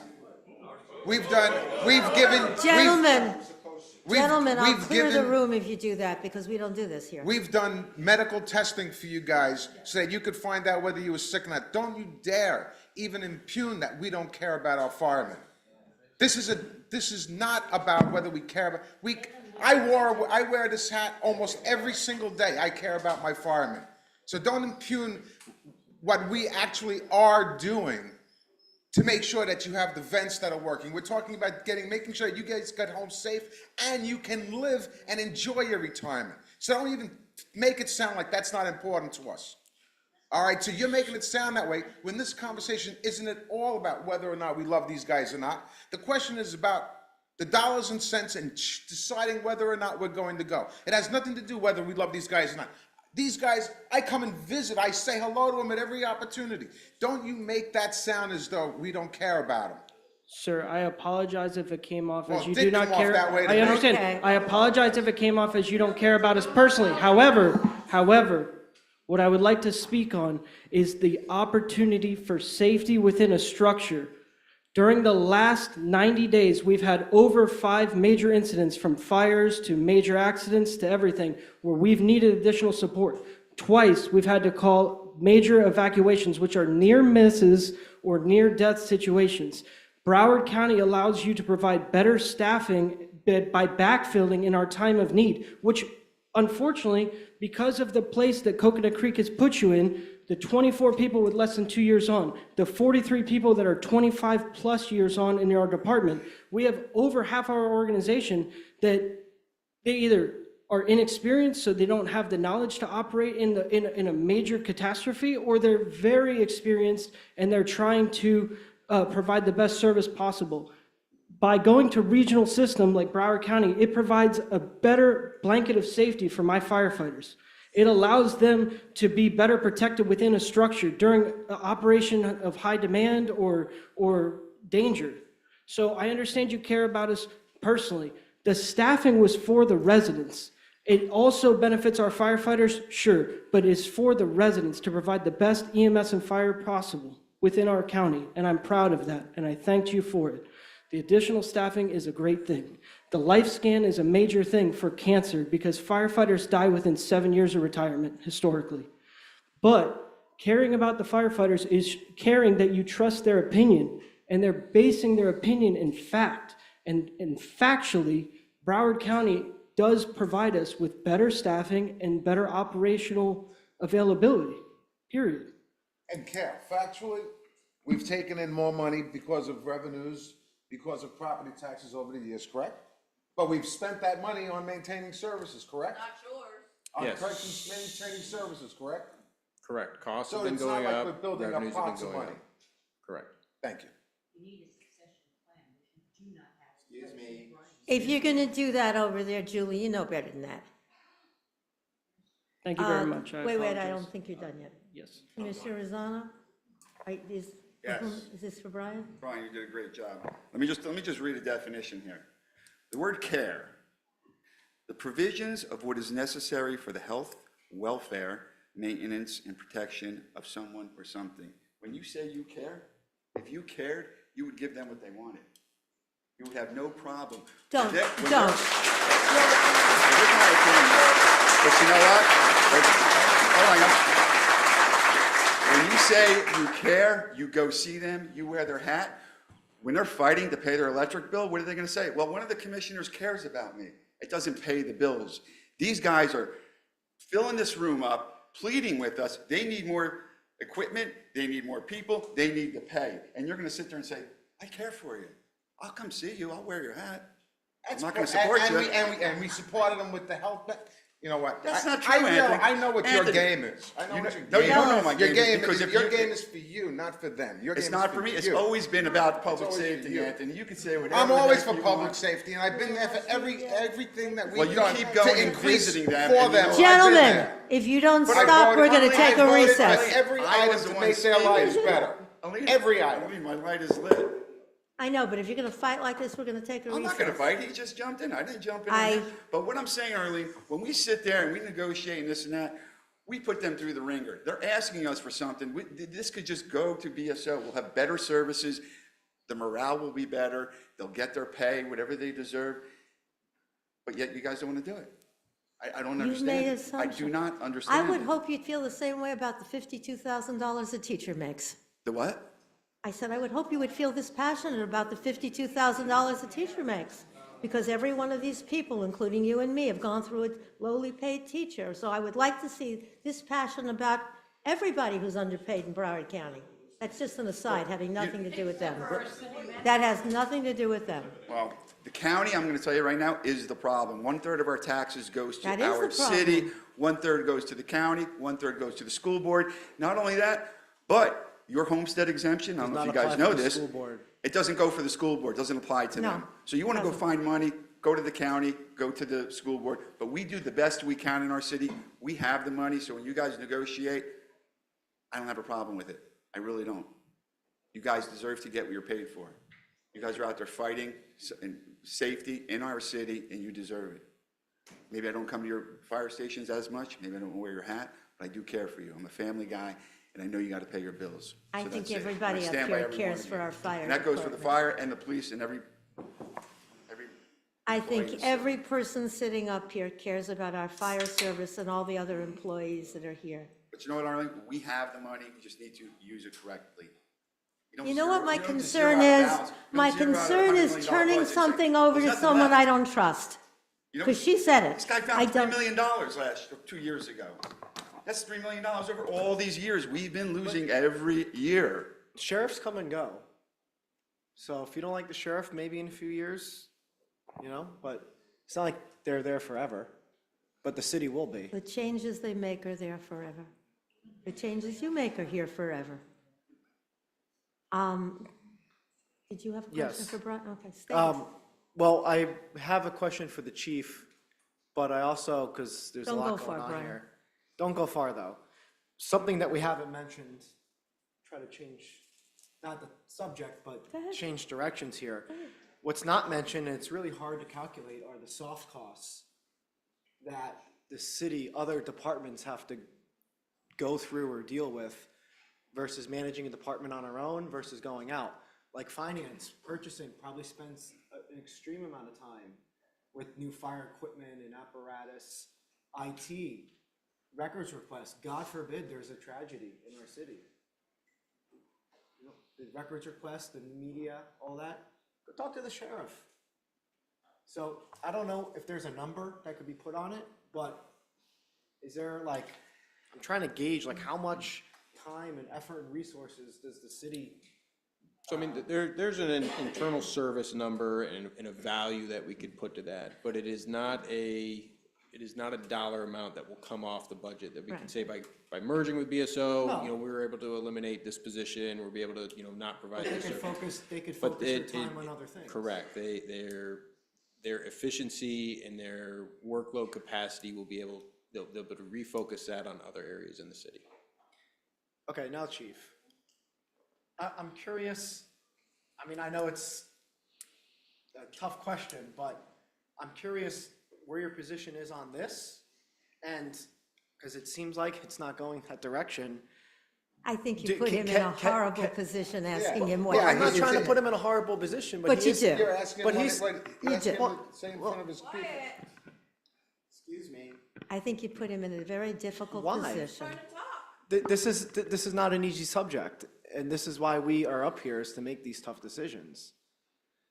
So if we don't go BSO, is it sustainable? Is our department sustainable as it is? Or is the recommendation to still try to merge with another city? Good afternoon, everyone. Fire Chief Roberto Lorenzo, City of Margate. Thank you, Vice Mayor, for that question. Good afternoon, Mayor, Commission. Those hearing on Zoom and then those here today. Boy, there's a lot of passion here in this room. And, you know, it's something that, you know, I certainly don't take lightly.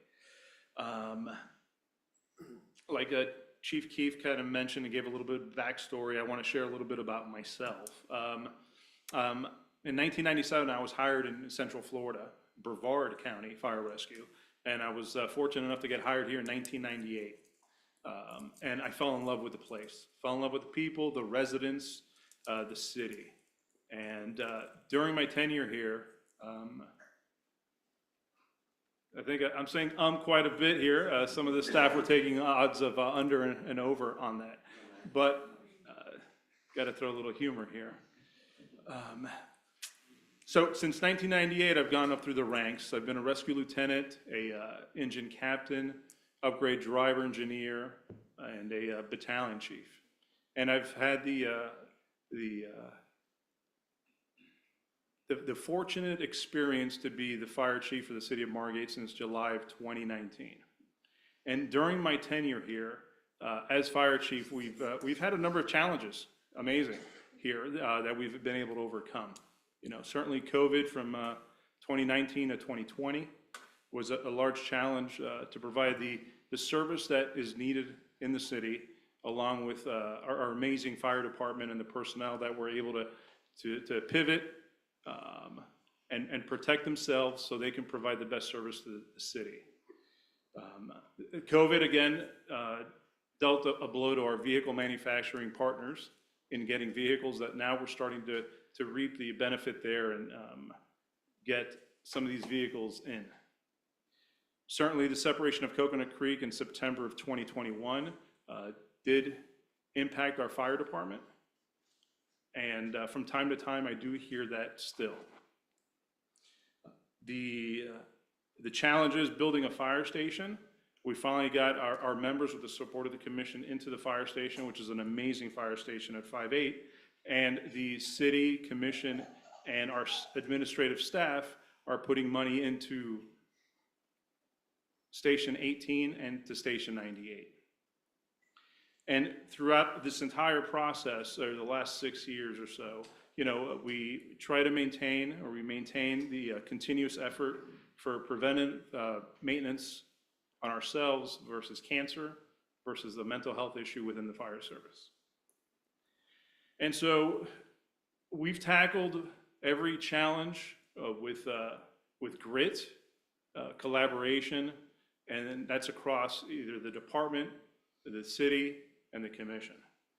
And so some of the challenges that we're facing as we move into this next, 10, 20 years in the fire service is certainly a competitive package that other agencies are giving their employees. And I'm just going to put it briefly there. Certainly, the governor passed a law recommending a 42-hour work schedule, which is known again as a 24/72, instead of 48 hours. You know, agencies that were alluded to, Palm Beach County, Miramar, Boca, and a number of other smaller agencies in Palm Beach County Jupiter will be Jupiter's in hiring starting next year.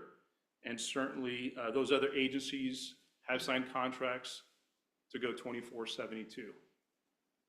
Now, for us, we're kind of in a unique position. I think every agency is dealing with, different items, and this is just ours to bear. And certainly, we're going to get through this, one way or another. But the realities is that we, like Brian Palmer alluded earlier, we do have 46 individuals with 20-plus years of service. 23 of those individuals will be gone in 3 years or less. The additional 23 will be gone a few years after that. So it's not only that we're top-heavy, we're certainly bottom-heavy. The number that we looked at is 25 members are less than 3 years of service. And one of the benefits of the city is that we're on FRS, right? But guess what? So are those other agencies that are looking at a more competitive package benefit along with a work schedule. And it was talked about before that all the young, that middle group of people that were going to take the department to the next level as our more experienced individuals retire, they're over in Coconut Creek. I certainly can't talk for what the fire departments are doing in other cities regarding that, because my focus is here in the city of Margate. It is a difficult decision that everybody in this room, feels the weight of, without question. Now, to answer your question, Vice Mayor, what I recommend is to merge with Broward Sheriff's Office. I love what I do, there's no question about it, but I do see that there's some challenges on the horizon. Certainly in my role as fire chief, I have to have a plan B, a plan C, just like our members do on all medical calls, on all extrications on our fires. They have a plan A, plan B, plan C, right? And so certainly I do have a plan B, and that's not unknown to people knowing that I have a plan. That's my role, that's my job. Certainly being asked if I'm in support of the merger, I say yes.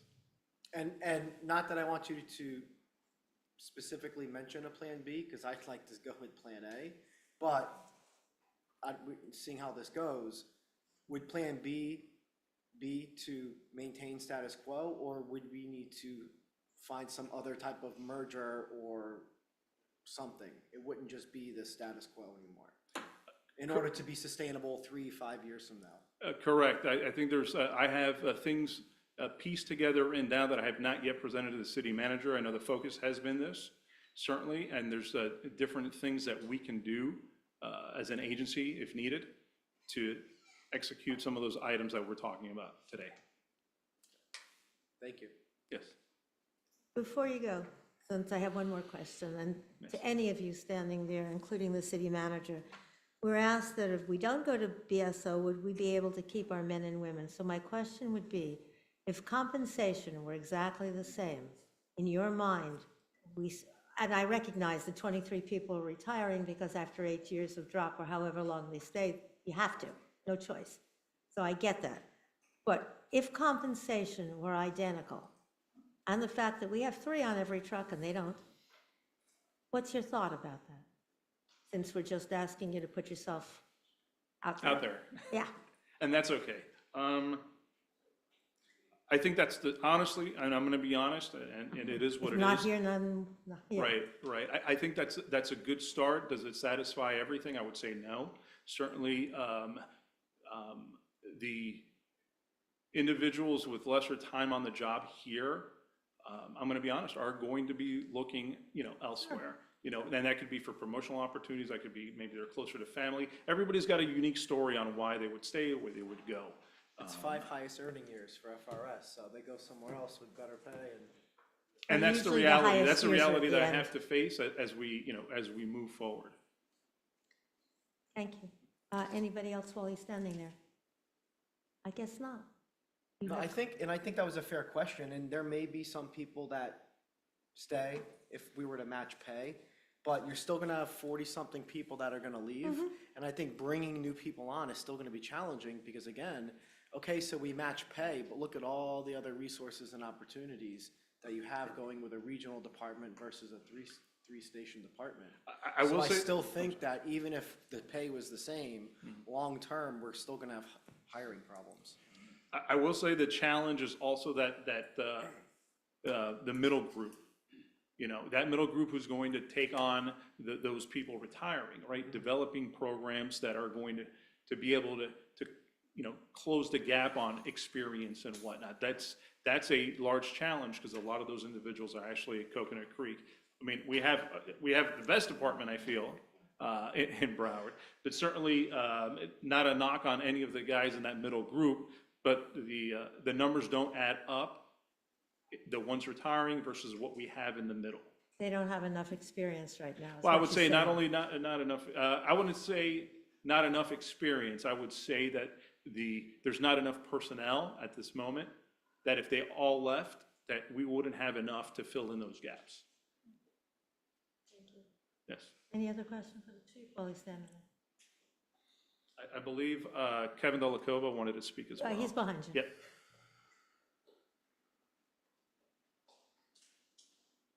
Thank you, Chief. Good morning, City Manager, City Attorney, Commissioners, Mayor, Vice Mayor. We're here again, aren't we? My name is, My name's Kevin Delacova. it's like I say this Yep. in my sleep. Local 3080 DVP. Thank you.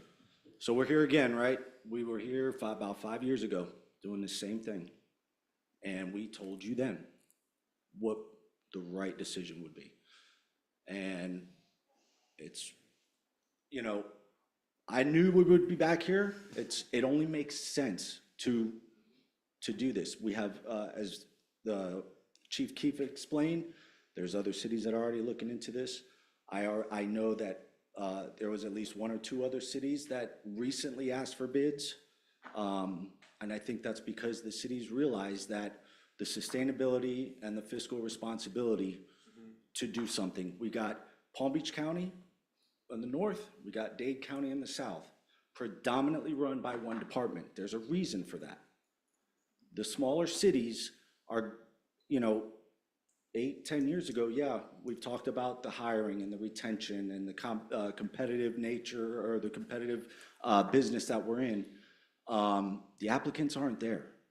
And smaller cities are gonna suffer. And we're trying to tell you that. We've already seen it with our most recent hires. We had very minimal applicants, and it's gonna continue. They're gonna go, why would someone, listen, I've been with this department for 22 years now. I have ties to this city. My mother lives in this city. My grandmother died in this city, okay? I love this city. I love working here. And should we go with BSO? I will remain in this city. And I think most of the people in here would do the same. So you're not gonna lose your fire department. I understand you guys have a fiscal responsibility to the residents in the city, but I believe by making this move, you're making that decision and you're being responsible and you're fireproofing, as Brian Palmer said, is you're setting yourself up for that future. We have a retention problem, okay? Why would somebody want to come and work for Margate when you have Palm Beach County, Broward County, Dade County, all these municipalities hiring mass, needing to hire in mass to cover a new shift that's been recommended on a bill for 2472. They can offer higher, better career path, okay, for promotion, any specialty units that they want to do, okay? They probably run less calls too. And that's, yeah, that's probable. We appreciate everything that you guys have done for us up to this point, okay? Up to this point, we appreciate everything. Yes, 3 and 3, that was for the residents, but yes, it helped us, and we told you we needed it and why it was needed. And you made it happen. We're telling you again, this is the right move for the residents and for your firefighters. And I implore you guys, do not put this on the back burner again. You did it last time. We're here now. 2, 3, 4, 5 years from now, when you realize you made the wrong decision, You're gonna go back to BSO and you're gonna try to ask for another quote, and it's gonna be much different next time. Because then we might have just wasted their time twice now. A lot of time and effort and resources go into these things, which I'm sure they can elaborate on. But I implore you guys to finish this, and your firefighters need to see this through. We need you guys to see this through. We need a vote, one way or another. This cannot be put on the back burner. So I implore you guys on the 20th to put this on the agenda. That should be an ample amount of time to consider all the possibilities here and make a decision. Your firefighters need that. That's all I gotta say. Kevin, can I ask you a question? You can ask me anything. And maybe you have the answer, maybe you don't, because I assume you talk to the other union people around you in the other cities. Why not Tamarack, North Lauderdale, Coconut Creek, Coral Springs, or Parkland? Why have none of, or maybe they are, why have none of them come up with this, the idea of doing this? Of And going with to the be county? Right, because I'm looking around us, and I'm not hearing any of that, and maybe they are, I have no idea. But And as I far as- believe there's at least one of those cities that you mentioned that I have did no ask for a idea. bid recently. Coral Springs will never go. I They're- just they're threw them in too because they're here. yeah. Right, because you guys need to be proactive on this. We're asking you to be proactive on this, okay? I believe other cities are watching obviously what's going on here. Oh, sure. And they're gonna wait and see. And I guarantee you, when you guys make the right decision, which is to merge with the county, you're gonna see other cities looking to do the same. Because that's the way the fire service needs to be run going into the future. It should be one system, and it'll run more efficient, think about redundancy in positions. We can talk, you guys have talked about Coconut Creek, okay? Wrong decision. They made the worst decision to do what they did. They have a whole fire admin staff, more chiefs, everything else that we were running with what we had. The cities are spending more money in redundant positions that they wouldn't need. And if we went into one system, those positions could be eliminated through attrition potentially, or, however else. But that's a perfect example of Coconut Creek's paying more money for positions that were already being provided for. And they don't have 3 on an engine either. Oh, I know that. So I appreciate you hearing me out, and I hope you. Yeah. Oh, yeah, and part of what to answer part of your question too, as far as some of those other cities, pension does play a role in some of that, right? And obviously, having your own private pension can factor into a merger of this nature, okay? That was going to be an issue when we discussed Coral Springs in the Oh, I past. remember. Okay? This, obviously, a bigger system, which is what I think most would recommend here, it's a seamless transition with the pension because it's the same. So again, just another caveat reason as to some of those cities you mentioned. Like Kevin said, the word proactive, we're being proactive here. This 2472 thing is a new recommendation that the governor, it's a new thing that the industry's taking on. It's gonna happen. What's gonna happen? We're just on the forefront of it. We're ahead of it right now. The salary increase, this is all because of a new salary. Well, actually, I take the other cities, Palm Beach County, they were already paying more, but this salary study that BSO came is brand new. So Coral Springs will never go on their own, but you're gonna see North Lauderdale and these other cities looking for other options. I can tell you if you can make the same amount of money and have an extra day off, it's very attractive. I know several firefighters that live in the city of Margate, and they work in the Orlando area. They are willing to take the drive to Orlando, maybe not Orlando specifically, but that area, I-4 North to work to get that better schedule. And they work it out to where they work a couple extra days and they have a few weeks off. But I know people traveling over 100 miles plus, 200 miles. He's not And traveling as that it far, but he's traveling very And far as, too. as Brian mentioned, and Commissioner Simone mentioned, loyalty, like I said, I have loyalty to this city, but at the end of the day, for most, it would be financially irresponsible of me to my family if I could go somewhere else and make more money, have a better opportunity, you know, with a different department, especially in these times. And unfortunately, what I will say, you know, I don't want to get too much into negotiations, but you can say, you know, give them a raise. That's not going to solve the issue at all, because it's not just about the money. It's the totality of everything that a bigger system can provide. And again, it's not just for us. It's for the residents as well, the service that is provided. So I'll just end with that, I just want to circle back and implore you guys to put this on the agenda for the 20th and make a decision. And that's it. Thank you. Thank you.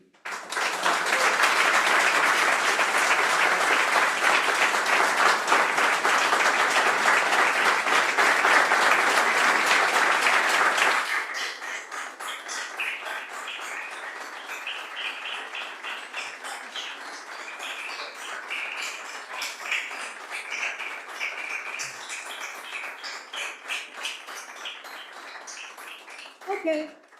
Commissioner Simone, is it a question for one of them? Because otherwise I'm going to go for a 5-minute break. No, it's just a comment. Okay, go ahead. I keep hearing the right decision. The right decision according to you. It may not be the right decision for our residents. I don't think that we are lacking in providing for our residents right now. You know, I hear a lot of, you know, I want to go because there's better opportunities. I'm not hearing a whole lot of, this is going to be a tremendous benefit for our residents.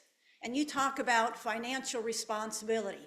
Where is our financial responsibility to the residents when we are hearing all these cities talking about skyrocketing costs, not knowing how much they're going to have to pay year after year because they're not sure of what BSO is going to do? And how do we work with a sheriff who runs police and fire that we feel we cannot trust because of things that he has done in the past and the bullying tactics that he does to city managers and elected officials? And I'll be honest with you, I'm afraid right now for what I'm saying against him, that he will come after me. But I feel like I have, please. I feel like I have a responsibility to our residents. And that's the decision I'm trying to make. Has nothing against you, has nothing against what you want. But I feel the best decision right now is for us to stay as we are, because I cannot see us not knowing what it's going to cost in the future. We have new development coming. Hopefully that new development, it's going to take time, but hopefully that new development will provide more benefits for our firefighters. But all these cities who are talking about skyrocketing costs and them wanting to leave,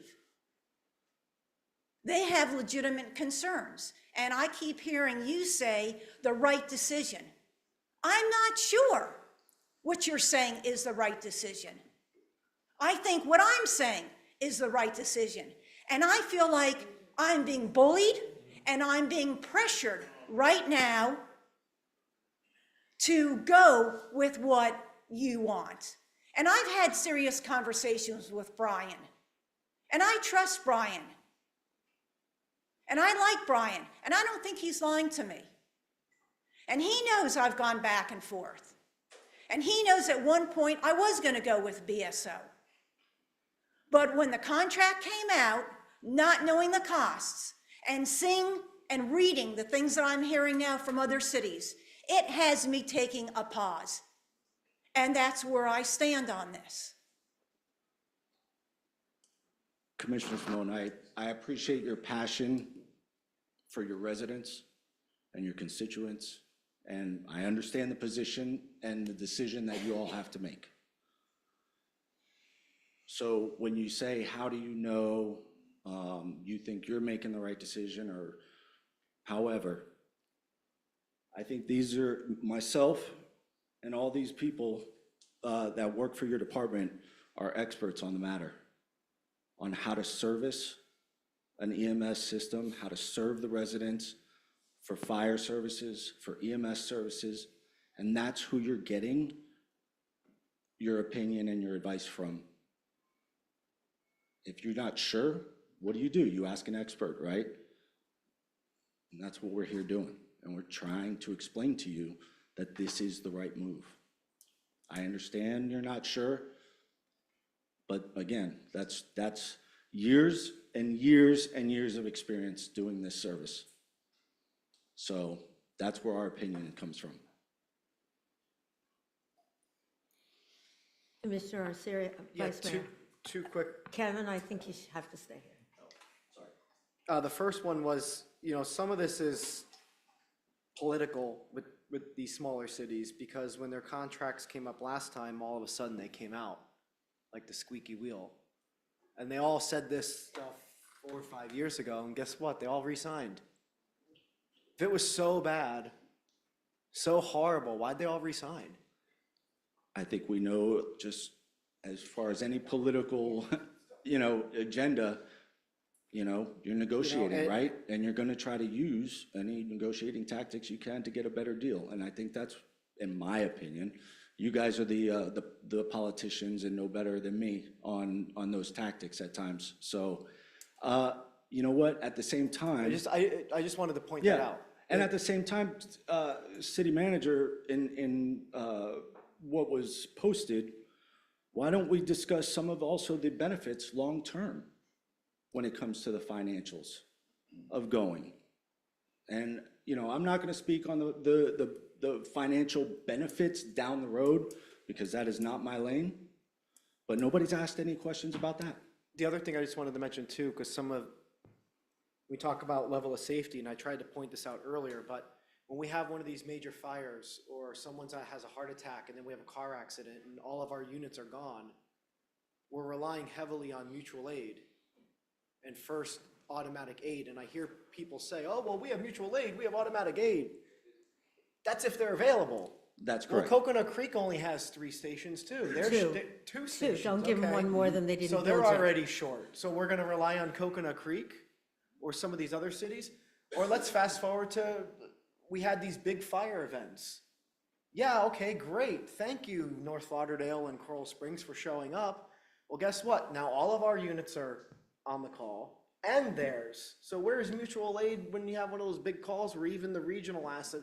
So to me, having the backfilling, having those floater vehicles and those extra trucks in their stations ready to respond, they ran 5 calls. That would have been 5 mutual aids that we would need to have. So to me, when I'm talking about making a better decision for the residents, I have brought up the safety reasons behind it. And that backup is Training. within the system. If we were to merge, it's not asking for help or it's there, like Right. Chief mentioned. It's But on the the same run thing is card. training. And I'm glad you guys train. But every time you train, I take pictures and I send it to Kale and I say, they were doing a training at the McDivot's there. And we had every single unit in our city there, I think, except for one rescue. What happens if we had a major call? Well, guess what? With BSO, we'd have trucks sitting in the station, ready to go. As if no one left. And this is, And to me, that's a big deal. and this is just an opinion of mine and a belief, and I think most people, I've said this, I think this is being proactive, because I think as we go, we talked about sustainability. I think 10 years down the road, The fire service is going to be changing. And again, for these smaller cities, I really hope that you make the proactive decision to do so. And I will leave it one last thing on loyalty, and I'm not saying, and I'll say this because I think most of the middle-aged firefighters are around my age. I'm not so young as I used to say I was young Middle-aged, anymore. I love it. We're not loyal. The fastest way to get a promotion is to switch jobs. People don't stay around for 20, 30 years anymore. So we will see people leave. And the unfortunate thing with that is, you don't want, that's what I mean by being But proactive. why is it a shame? If That's they what have- I mean by they have being a job, and proactive. if they can make $50,000, $40,000 more a year and run half the calls and get an extra day off, why wouldn't they take it? Let's not do, be in a Not saying wait and anyone's see. lazy or anything, but come on, why wouldn't you take it? A wait and see if they leave. It shouldn't be that way, because then guess what? When it happens, now we're behind the 8 ball, and guess what's happening? The city has to pay overtime to fill these positions People after already these have people. offers, I already know about them. Yeah, I don't want to speak on what, but but you know what, obviously it's you know what the chatter is, and it is unfortunate, but that's reality. It's reality because these people have to provide for themselves and their family. So, that's just, again, that's reality. So, thank you again for your time. Thank I you. appreciate it. With that in mind, unless, Brian, you have a reason for coming up, we're just going to take a 5-minute break, and we'll be back. We'll make it back at 12 minutes after from where I'm sitting. Thank you. Recording stopped. Oh, I don't even know.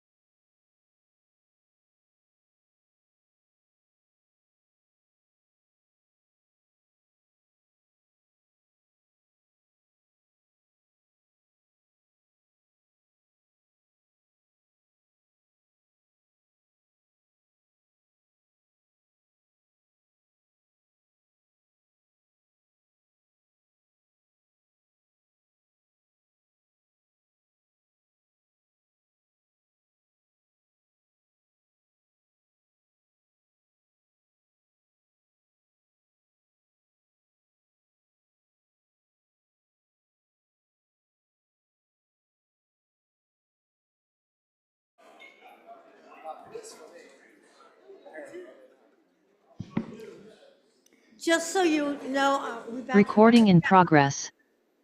I didn't realize that this was advertised from 11 to 1, because other people have places they need to be, and I'm sure some of you had to get back to work. So what we're going to do right now is if there is something, and I have one more question to ask, but if there's something that hasn't been touched upon, some other question that the commission has, we'll just sum it up because it was advertised from 11 to 1, and clearly we've gone over. So I'm going to ask the one question in the meantime, although I know the answer, but I'll let you do it. As it is now, when rescue picks up a resident, will it still not cost? And that's because the city of Margate takes if you have insurance and you're picked up by EMS or an ambulance, we don't charge you. If you don't have, we take whatever your insurance is. If you don't have insurance, we eat the cost. Would I be right? As it sits here today, our billing procedure would not change. Right. It's an individual city decision to do Correct. that. That has nothing to do with BSOs. That's the city's decision to do that. So now, with that, if someone needs rescue and that rescue is out on a call, and so Coral Springs has to come for mutual aid, they pay, correct? That is correct. So I could argue that if we backfill our stations and more of BSO rescues respond, it'll be a benefit to the residents because they won't be charged, correct? Yes. Okay. There's another benefit. But if they need rescue in North Lauderdale, they will be charged. So only get sick in Margate if you don't want to get No, charged. but there's more. Can you repeat that again? Yes. So if we respond to a Margate resident and they don't have insurance, we pay. But and a lot of times our rescues are busy on other calls and we don't have extra stations to move assets around. So Coral Springs has to come and pick you up off the floor, now you pay. Yes, yes. Because Coral So Springs, that's an if individual city under thing. BSO, if Rescue 58 is out and they backfill it with another truck, and now you slip and fall and they gotta come pick you up off the floor, you're not being charged because you didn't have to wait for Coral Springs to come get you and then charge you. I didn't catch the beginning of what you were saying. I understand, thank you. All right, any other questions from the commission or anybody who's here? I just think that if anyone is on the fence about it, to sit down with whoever it is that the issue is, or the team of people that address that, and find out from them if any of you have an issue with the sheriff or concerns, ask them. I don't think so. I don't think so. In the era of transparency last Wednesday, I went to Station 58. They had no idea. I went to speak with the chief as well. I spoke to upper management who are looking great sitting in the front row, because I wanted to hear, other than what I've already heard the public and on Facebook, so that I did go to listen and to speak to people. Commissioner Rosano, your light's on. Yeah, I just wanted to thank everybody for coming out, and Absolutely. I heard a bunch of comments, made about the chief, the BSO chief. Don't let that dictate your vote, please. You mean the sheriff, you don't mean the BSO Sheriff, chief? Sheriff. Because he's Yeah. sitting here. We met Chief Keefe today, and I think he would be the go-to guy. And I like Sheriff Tony. Like you said, he'll take a bullet for you, and I respect that. I really do. So please take the personal feelings out of it. And the last thing, Arlene, is this scheduled to be on the meeting next? We haven't, I didn't even sit with the city manager about the agenda. This was in advance of. So do you think it'll be on? What I'm saying is, I don't know if commissioners need more information or whatever, but I don't know if it's too premature or whatever, so. It might be. So I don't know if it'll be on for the next meeting. Correct? Safe to say? Safe to say, excuse me, I'm just reading one more card. All right. Interesting question, apropos what we're just being asked, and this will be the last question, I guess. If you live closer to North Lauderdale on the south end, they only get North Lauderdale, so thousands of residents always have to pay. Do you feel this bonus should apply to all tax-paying residents? That's an insurance thing. This is simply the fact that we accept we accept the insurance, we can't tell another city, nor will we pay North Lauderdale. I'm going to answer for you. If I'm wrong, you can stop me. We're not going to pay North Lauderdale for services that are provided to Margate's residents. Then we'll have to pay Tamarack, and that's an individual thing that we decided to do for our residents. So unless I'm wrong, City Manager, I'm going to let him answer, actually. If a neighboring agency runs a mutual aid call into our city, they will bill that Margate resident based on their billing procedures. It's as simple as that. You know, the only time that a call in the south end or any area of our city where a neighboring agency is responding is either through mutual aid or a high priority closest unit response call.